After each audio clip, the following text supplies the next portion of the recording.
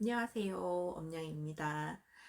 저 오랜만에 오늘 칼퇴해가지고 집에 와서 이제 편집을 좀 하고 그러고 있는데 갑자기 옛날에 있었던 사건이 떠올라서 여러분들한테 이런 점 주의하셔라. 꼭 알고 계셨으면 좋겠어서 말씀을 드리려고 카메라를 켰습니다. 제가 1월 달에 입사를 했다고 그때 말씀을 드렸는데요.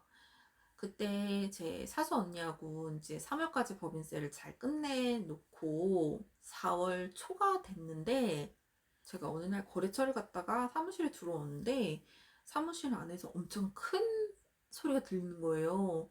이제 2년 전혀 해가면서 뭐 책임을 지네 마네 하면서 싸우는 그런 소리가 들리더라고요. 제가 지금 순화해서 말씀드리는 건데 쌍욕이 난무하는 그런 상황이었던 거예요. 그래서 제가 사무실에 들어가니까 제 사수 언니는 이 문제를 좀 처리를 하고 중재를 해야 되니까 A라는 언니하고 아주머니 두 분을 데리고 상담실로 들어갔어요. 그래서 저희 사수 언니가 지금 이러이러한 상황이니까 조금만 양해를 해주셔서 기다려 주시면 A 언니가 처리를 하겠다 하니 조금만 기다려 주셔라. 오늘은 이만 돌아가 주셨으면 좋겠다.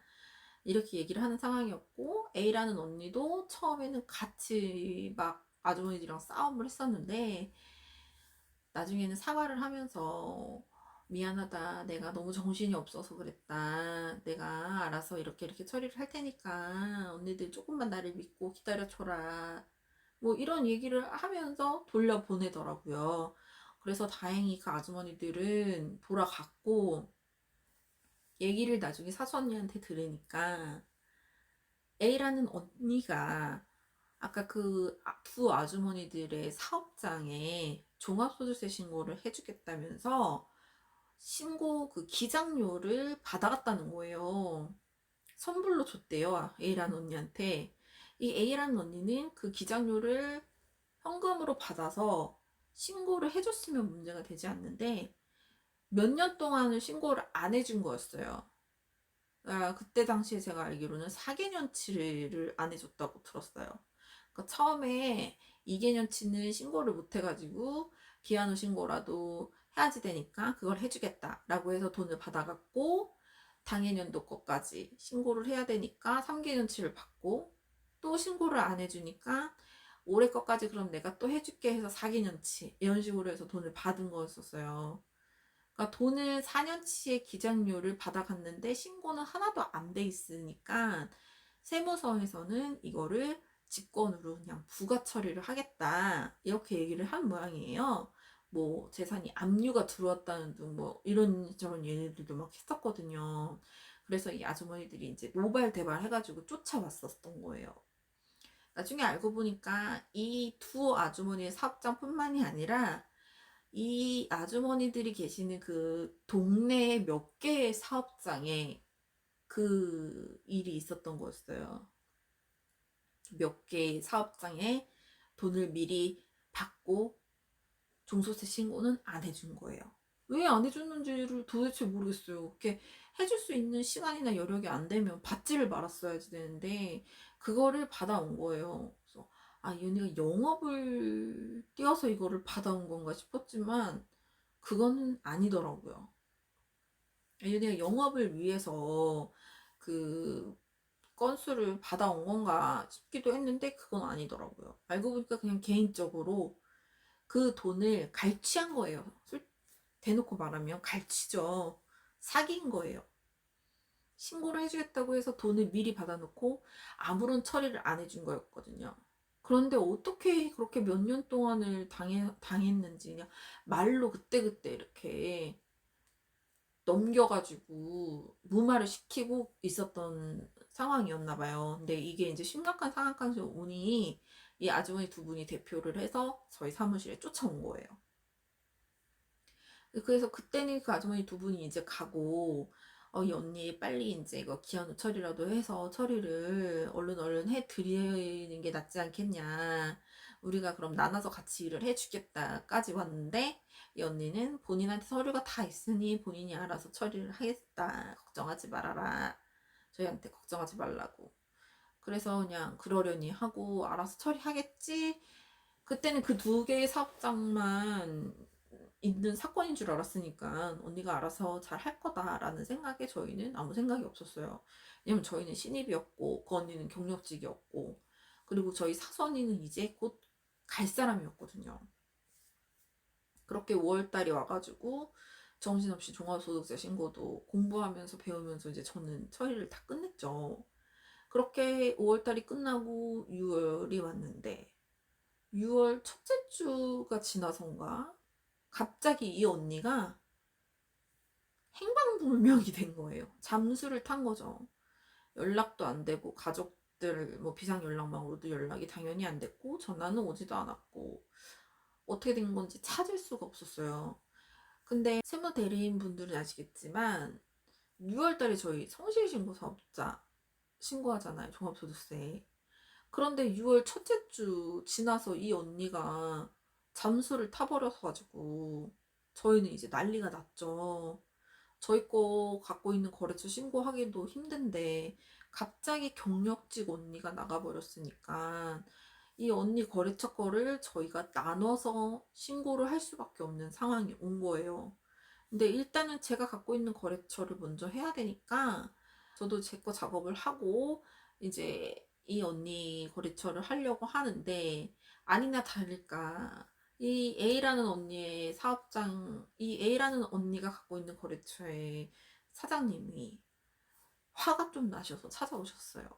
이때쯤 서류를 더 요청을 했었고, 어느 정도 계산이 돼서 세금이 어느 정도 나올 것이며 이런저런 얘기가 나와야 되는 시점인데 아무런 연락이 없고 우리 담당자는 아직도 연락이 안 되냐 이러면서 이제 좀 화가 나셨어요. 그래가지고 세무사님이 이 상황 설명을 일단 다 하시고, 저희가 신고는 늦지 않게 알아서 잘 할 거니까 너무 걱정하지 마시고 돌아가 계셔라. 그 사업장은 근데 어떻게 하다 보니까 이제 제가 신고를 하게 됐어요. 뽑기였던 것 같아요. 진짜 운도 더럽게 없지. 하필 그 사업장을 뽑았어요, 내가. 근데 그 사업장의 사장님의 그 문제가 아니라 왜 내가 운이 없었냐고 했냐면, 더 전에 들어갔는데 일반 전표에 입력된 내용이 아무것도 없었어요. 부가세 신고는 당연히 세금계산서니까 빠른 부가세 입력이 저희 내려받게 하잖아요, 세금계산서. 그러니까 그거는 신고는 돼 있고, 급여는 뭐 급여대로 원천세 신고랑은 다 되어 있었는데, 일반 비용 쓰신 거 카드 영수증이나 이런 것들이 하나 정리가 안 돼 있고 입력조차 하나도 안 돼 있던 거였어요. 단 한 건도 입력이 안 됐었어요. 그래서 저는 이제 하다가 캐비넷을 뒤져가지고 그 서류를 찾았어요. 그 사장님은 정말 서류를 이제 때때 달마다, 거의 달마다 이렇게 갖다가 주시는 분이셨더라고요. 그러니까는 캐비넷을 열어보니까 1년치의 영수증은 다행히도 있었어요. 그래서 정말 하루 꼬박 그 영수증 정리하고, 그다음에 밤에 야근할 때 또 그 영수증을 또 다 입력을 하고, 이렇게 좀 힘들었었거든요, 제가.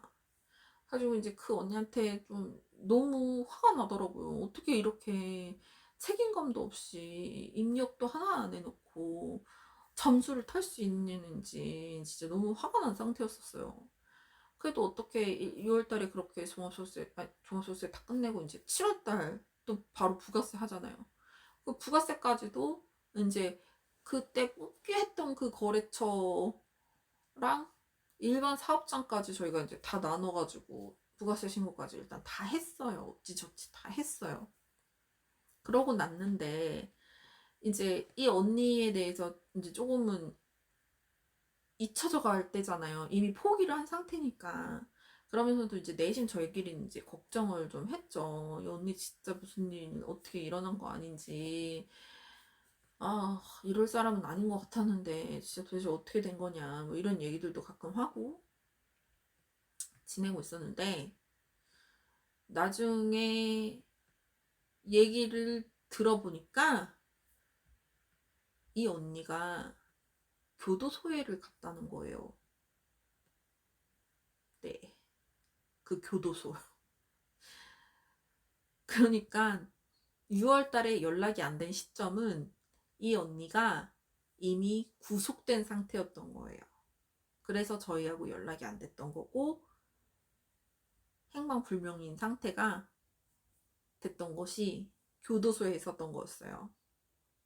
지금 어떻게 된 거냐면, 저희는 당연히 그 사업장에서 기장료를 선불로 받아간 다음에 신고를 안 해준 건들이 많으니까 그분들이 모여서 단체로 이 언니를 신고했다고 생각을 했어요. 사기죄로. 그래서 그것 때문에 교도소를 갔겠거니 이렇게 생각을 했거든요. 교도소에 갔다니까 그 일밖에 생각이 안 나잖아요. 그런데 알고 보니까 저희 사무실에 입사하기 전에 그 전에 일했던 회사가 한 2년 정도 근무를 했었던 모양이에요. 격리로. 그런데 격리로 일을 하면서 그 회사에서 횡령을 한 거였어요. 금액이 한 8천만 원 정도 됐나? 그 정도 됐다고 들었거든요. 7, 8천이라고 들었어요. 그 돈을 횡령을 해가지고 그 건 때문에 조사가 진행이 되고 있었던 거였어요.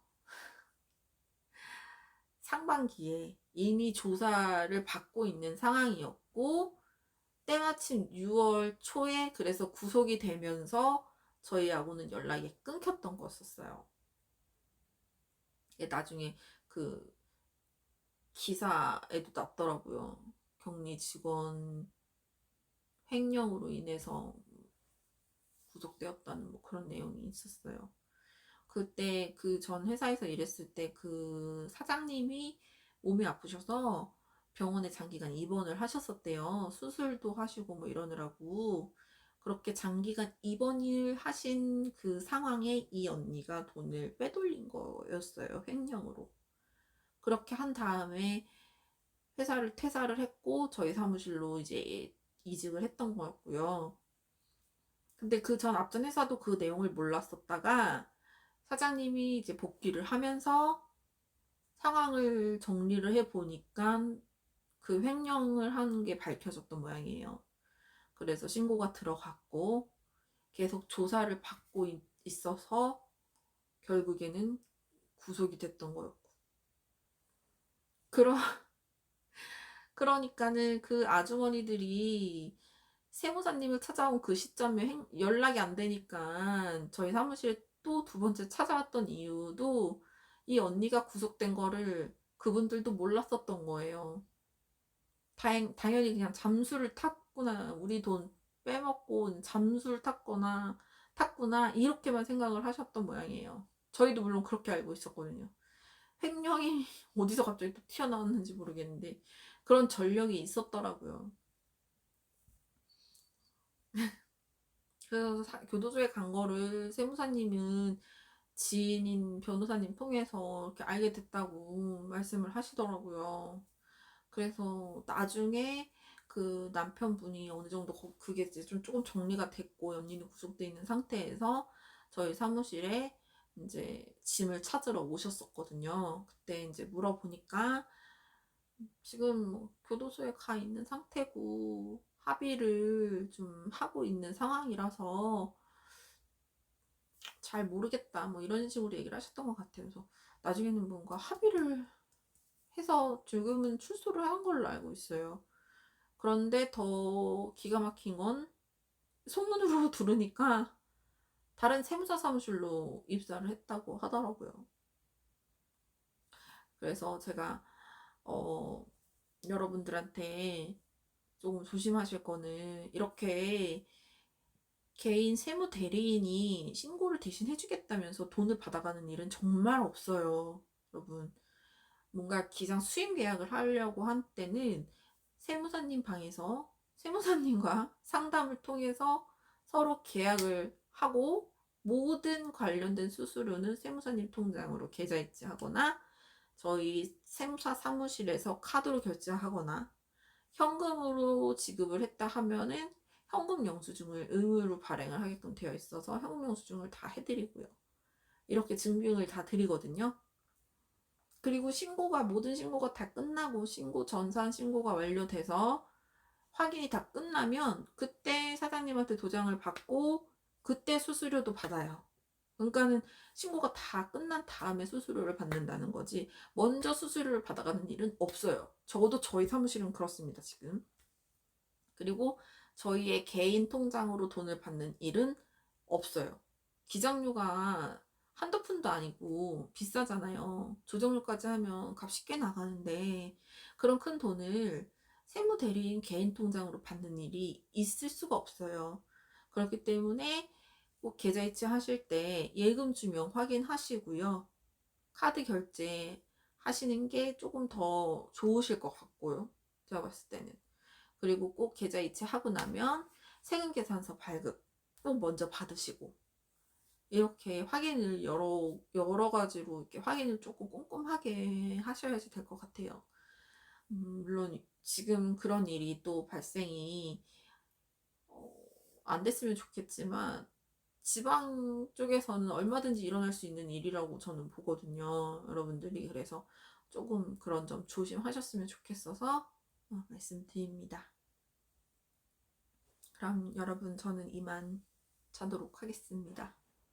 안녕. 다음 영상에서 만나요. 궁금하신 점은 댓글 남겨주시면 제가 답변 꼭 달도록 하겠습니다. DM 주셔도 되고요. 메일 주셔도 되고요. 궁금한 거 있으시면 언제든지 물어봐 주셨으면 좋겠습니다. 제가 아는 선에서는 최대한 성실하게 답변을 해드릴게요. 그럼 저는 이만 자도록 하겠습니다.